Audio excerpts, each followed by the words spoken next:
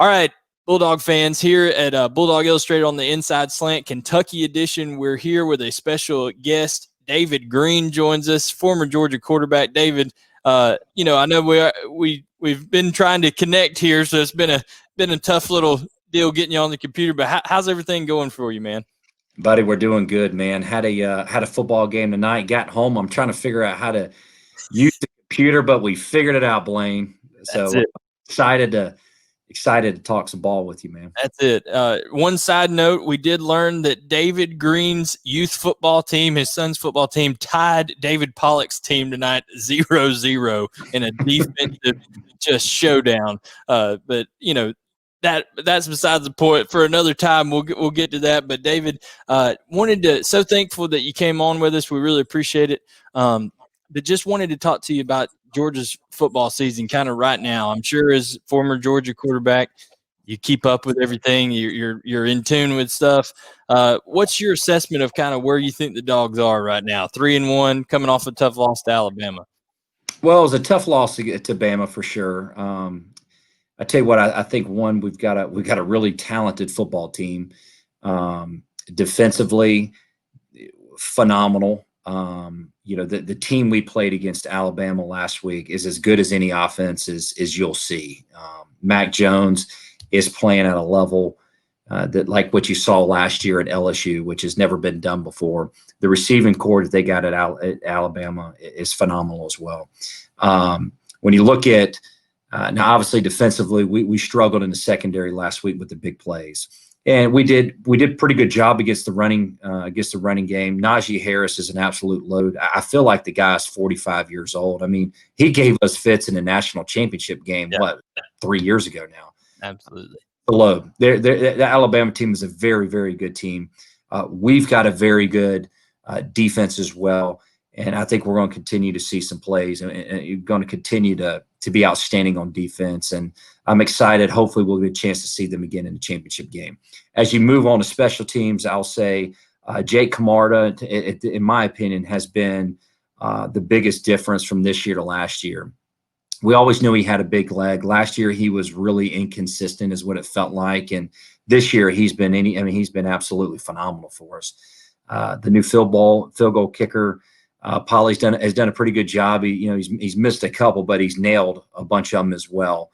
When we get in tough ball games down the stretch, we're going to have to rely on him, and it's always tough to rely on a true freshman kicker. But the kid, there's no question, he's got the stuff. It's just when he's going to have some tough moments that he's going to have to try to bail us out with. Offensively, I'll say this: I think our running backs are studs. Zeus has run a ball really good. McIntosh has been phenomenal. Love his vision. I think it's tough, trying to fight to get these guys in and get them reps. James Cook looked really good last week. And then Milton, I tell you, the kid Milton really reminds me of Nick Chubb. He looks like Chubb when he runs. The only flaw that I've seen him all year was when he fumbled, 2 weeks ago. The kid does not go down. He's got tremendous balance. He falls for it, and he is an absolute battering ram.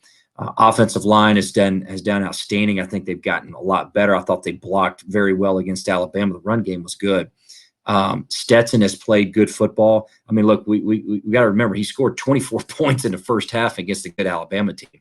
You're not expecting to go into a game having to score 40 plus against a good Alabama team. We're certainly good enough to win with Stetson. He's a gunslinger. We are a run-first team, and we can't ever lose that identity.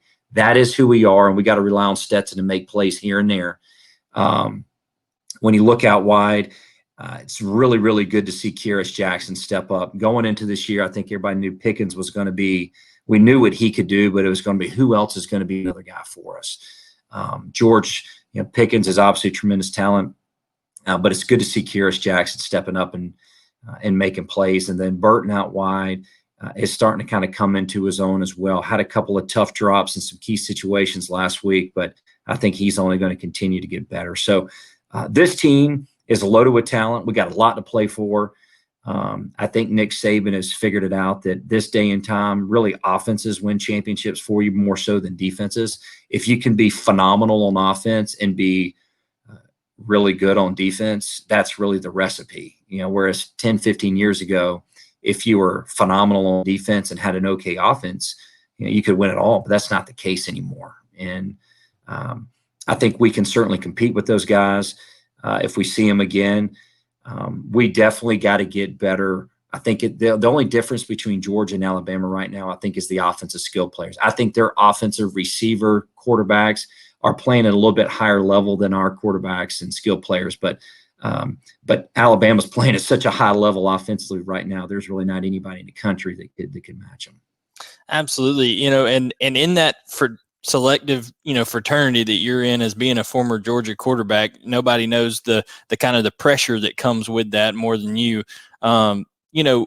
Stetson Bennett, from the outside world looking in, you got fans on message boards and all this kind of stuff, saying, oh, we've got a 5'10" former walk-on, and basically a lot of blame and accusation going his way. I feel like that's a little unwarranted. I feel like he has actually played pretty well for the Georgia Bulldogs. Obviously, he's not the former, 5-star recruit and things of that nature. How would you just assess that situation for Georgia, that quarterback situation and that dilemma that goes on right now?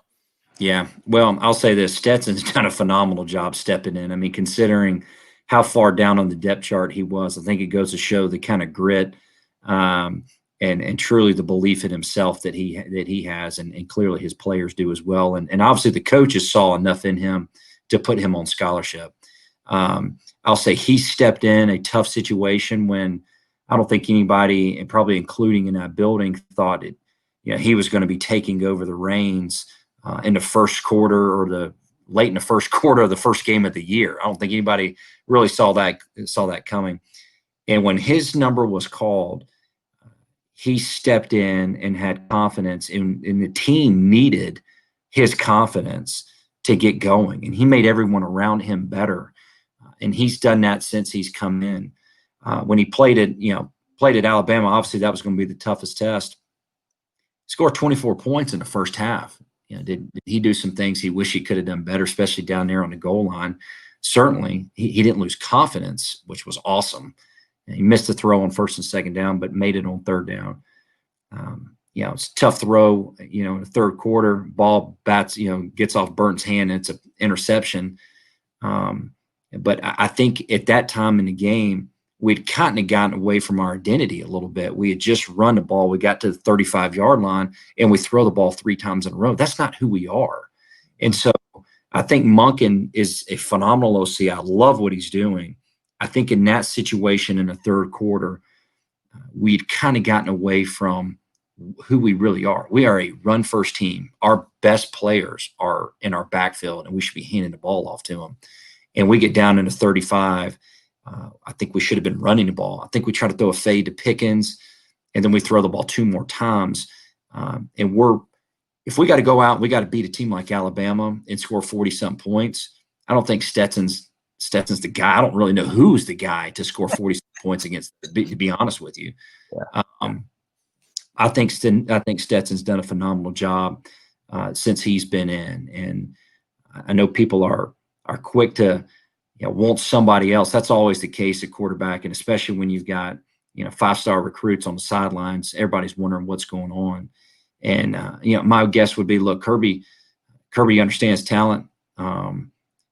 There's something there that's keeping him on the sidelines. I don't know what it is. My guess would be, I don't know if Daniels is quite as healthy as we all probably hope he is. But in the meantime, Stetson's the guy right now, and if he's the one that's his number's called, we need to rally behind him, because we can absolutely win football games with him under center.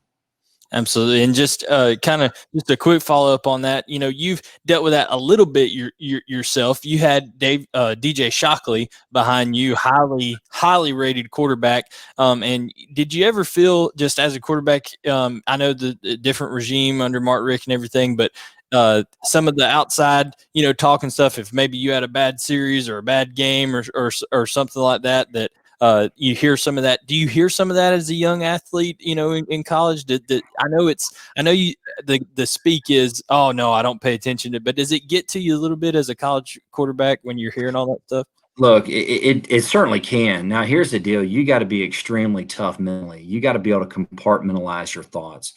Um, you need to make sure as an athlete that you go down that road of, I'm only going to worry about the things that I can control. And I know people think that's crazy. They think it's a cliche.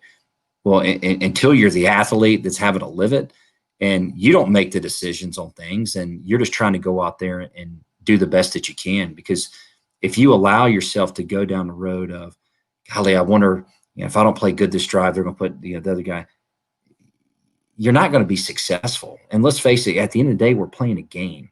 And if you cannot have fun competing, you're not going to do well. If you're worrying, trying not to mess up, you are not going to be at your best. And so there comes a point where you've got to be able to block it out and say, whatever happens is going to happen. I'm going to be a kid. I love playing this game of football. And I'm going to do what I'm going to do. And if I get pulled, I get pulled. If I do great, I do great. But I'm going to go down at least playing the game the right way versus worrying myself to death and not giving myself a chance. Absolutely. And just, if you had to put you and Stetson Bennett side by side, there's not a whole lot of comparisons there. You're left-handed. He's right-handed. You're a tall guy. He's a shorter guy. He's more mobile. You weren't as mobile. But one thing I think that really ties you two together is I think when you see Stetson Bennett play, and you saw it in that Arkansas game, there's a calmness about him. I think when he's in there, you see a guy that is undaunted by the moment. Do you not? No, I think you do. I mean, you see a guy that looks very much in control. When he's in a game, you get a feel that we got this. And he's not the most glamorous guy in the world, but he is a playmaker and he's a good enough athlete. And we knew this a couple years ago, the national championship team, you hear the Roquan Smith's one of the best linebackers ever come through Georgia. Like, dude, this kid can ball. He's made us mad on numerous occasions. Kid's a ball player. And I think guys on your team respect that. And there's no doubt he provided confidence in that Arkansas game when our team needed confidence, just not the receivers, the running backs. We were playing bad as a team until he stepped in. And then it was kind of like, guys, look, we've been messing around long enough. I'm in a game. It's time to go play ball. And a lot of times you need that. And look, as a quarterback at the University of Georgia, you don't have to necessarily be a five-star to win a lot of games. You've got a lot of good players around you. And if you can just put everybody in the right position and make the plays when you need to make them, you'll win the majority of your games. Now, you're not always going to be able to beat the Alabamas and the top teams that way because you got to go out and make plays to win those games. But at the University of Georgia, I mean, you can be a confident kid that puts your athletes in a position to be successful and have a lot of success doing so. Absolutely. And like I said, we're here with David Greene, former quarterback of University of Georgia. David, just before we let you go here, wanted to ask you, what are you going to be, I know that you're just a kind of a fan like all of us watching now, but if you had to put on an analyst hat for a second, what are you going to be looking for in the Kentucky matchup this week out of the Georgia Bulldog? Well, I think the number one thing I want to see out of Georgia is I want to see that competitive spirit because, defensively, coming off a tough loss against Alabama, this is not a game you can let down. This Kentucky team has shown they're tough, and this is a good football team. And is Georgia are we going to go out there? Are we going to show up ready to go and ready to fight and ready to get better? Or are we a team that's just going to go out there and say, it's just Kentucky, we're just going to roll it out there and try to win the game. If that's going to be the case, it's going to be a hard-fought game, and it may be a hard-fought game anyway. But what I want to see is guys that are excited to be playing football because it's Saturday in the fall, and they got a chance to play, and they're excited to do so.